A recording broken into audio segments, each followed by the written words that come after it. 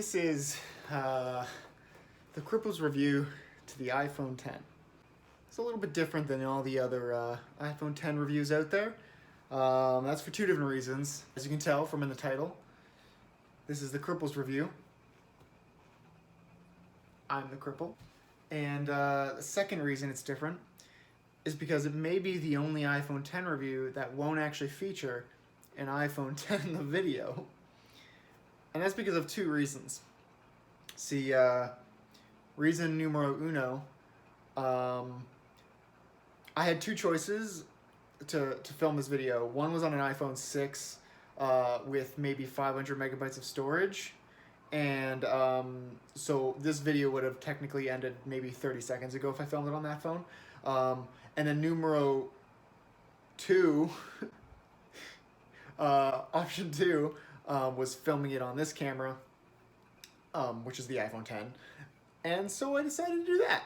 So really, I'm going to film this on an iPhone 10 and not show you the iPhone 10 in the video and instead just talk about it.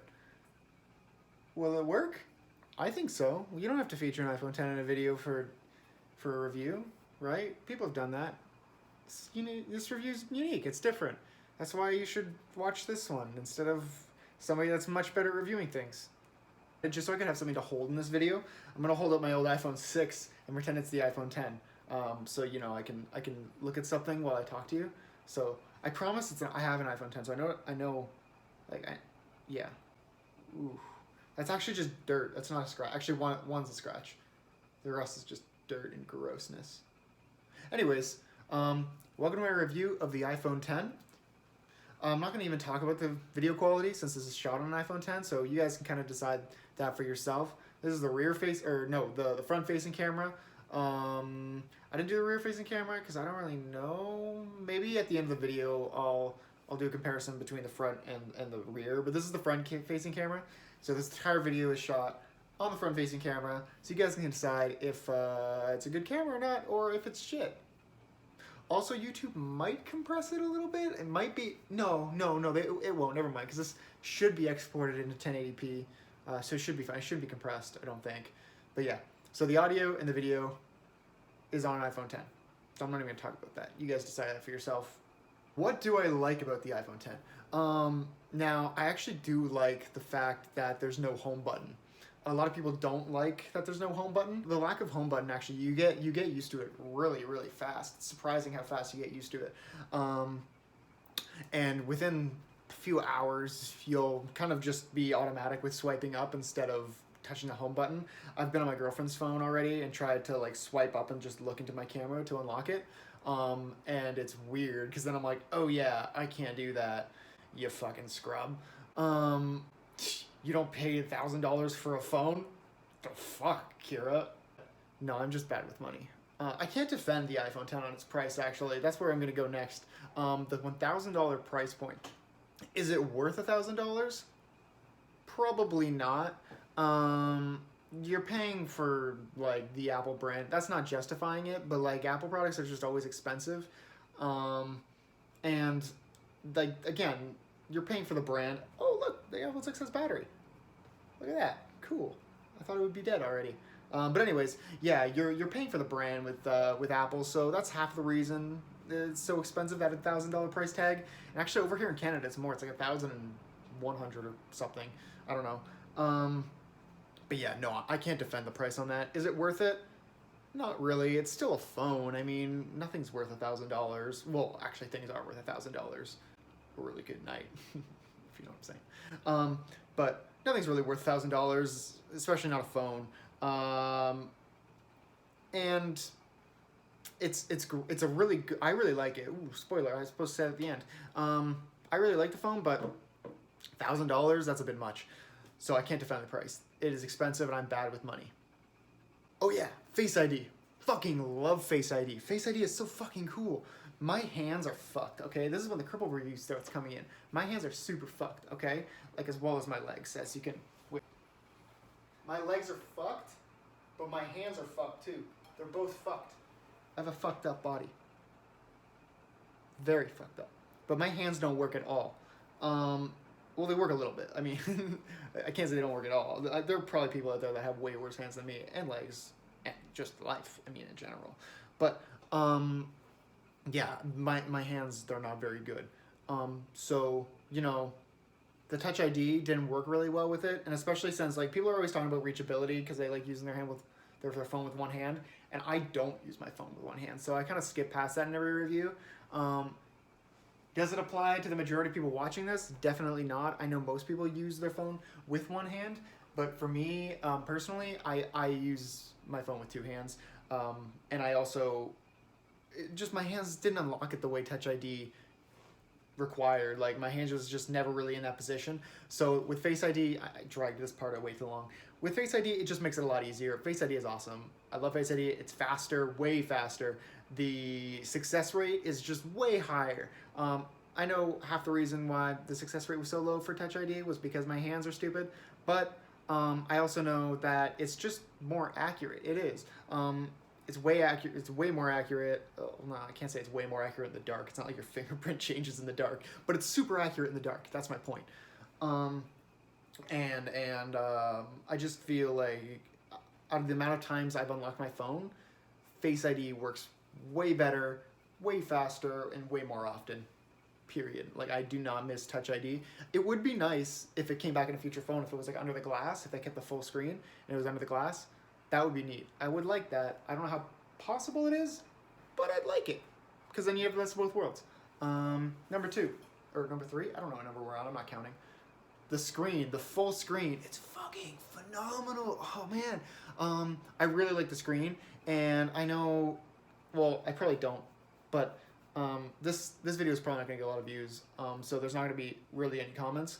But I know if it did get a lot of views, there'd be comments saying, oh, well, you know, Apple didn't make their own screen. It was Samsung. And you know what? You're totally right. You're right. I'm not even defending. Again, I'm not going to defend Apple on that. I'm not even saying that Apple is better than, like, Android or Samsung or whatever. It's preference, man. I don't know. Get whatever the fuck you want, dude. It's up to you. But... yeah, the screen is phenomenal, and I love it, and it's vibrant, and it pops really, really well. The notch, on the other hand, can be annoying every once in a while, but a lot of the time, I don't really mind it. I don't really remember it's there when I'm using the phone. Sometimes when I'm watching a YouTube video and I do go full screen on the phone, I almost dropped the old phone there, I don't care. Fuck it. Sometimes when I go full screen on YouTube or, you know, Netflix, you can the notch can bug me a little bit, but, you know, out of a lot of the apps now also are getting updated, so just the interface is like wrapped around the notch anyways, and honestly, it doesn't look bad with a lot of apps. I know, like Spotify, well, most apps, most apps are being updated right now, so it utilizes the notch space, so it like wraps around it, and it looks nice. I don't know. That's my personal opinion. I mean, this entire video is a personal opinion, but yeah, that's my personal opinion. Some people will like it, some people won't. I don't mind it. I don't even notice it. Yeah, the screen's just nice. I don't know. I like the screen. The phone itself, it's fast. Can't really compare it too much because the last phone I had was an iPhone 6, so it was quite an upgrade actually. Yeah, so compared to an iPhone 6, it's way faster, but I can't compare it to an iPhone 8 or 7 or 6 Plus or whatever because I didn't have it. But I've used it around people that have those phones, and they're like, yeah, it's pretty fast. So I'm assuming it's super fast compared to other phones. I'm assuming it's just as fast as like an S8. You know, so speed performance-wise, another phenomenal thing. The control center, the new way to get down to the control center, how like there's two different interfaces. Like one you can pull down from the right side and you get the control stuff, like your flashlight and screen recording and music control and brightness and all that stuff. That's on the right side, or is this your right side? I don't know. And then the left side is your notification center, and that can sometimes be annoying because I've seen other reviewers, MKBHD and a bunch of others, say that they got used to that fast. Personally, I didn't. I don't know. It never snapped to me. Like, I understand, okay, yeah, swiping up is to home. I like that a lot. That gesture just feels natural. It's faster than pressing a home button, like a physical button. But the swiping down on both sides, bringing up a different interface. Doesn't feel right. I don't really like it. I'm getting used to it. It's okay. And emoji. I know you were waiting for that. I've used it like 3 times. I like it. It's fun. It's not an important feature. It's not going to sell this phone. If you're thinking of getting this phone for that only reason, don't get this phone. Well, I mean, I'm not going to say don't get this phone, but I mean, that's the only feature you're looking into it for. I'm assuming you're only going to use it like once or twice, and then you're going to be like, that was neat. Like, there's nothing worse than sending in an emoji, and then your friends being like, oh, this is the fucking guy that bought the iPhone 10, the $1,000 phone. And then you're that guy in your group because you bought a $1,000 phone that can make an animated fucking animal's mouth move while everybody else didn't. You know? So, Animoji's okay. I like it. It works really well. Actually, the sensor, it's really good for the Snapchat filters because a lot of people use those, and I use Snapchat a lot. Add me on Snapchat if you want. My name is Josh Bonus. Like, that's my name, and that's my name on there too. Figure guns. But yeah, Snapchat, the filters on there work phenomenal. They work so well. I've said phenomenal a lot in this video, haven't I? Snapchat filters, they work really, really well. I remember now, the battery, that's what I wanted to talk about. The battery is really good, actually.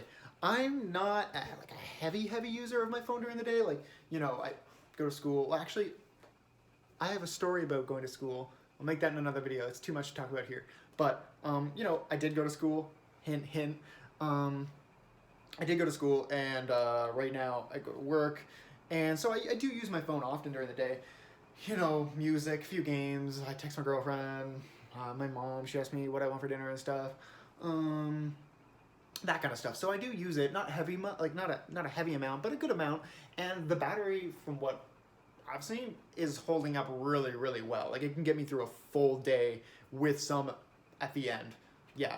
And again, like, I use, you know, your average texting, calling, messaging, Animal Crossing, stuff like that.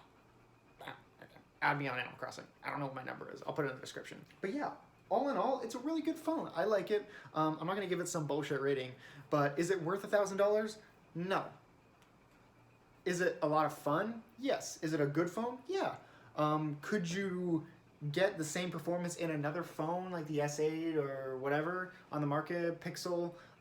Probably, but again, it's not an Apple product, and I know some people really like Apple products, so it's up to you. It's in the end, it's up to preference. It's a good phone. No matter what you're going with, you're gonna win in the end. They're all really good devices, but $1,000 is a hefty price tag for a lot of people, including myself.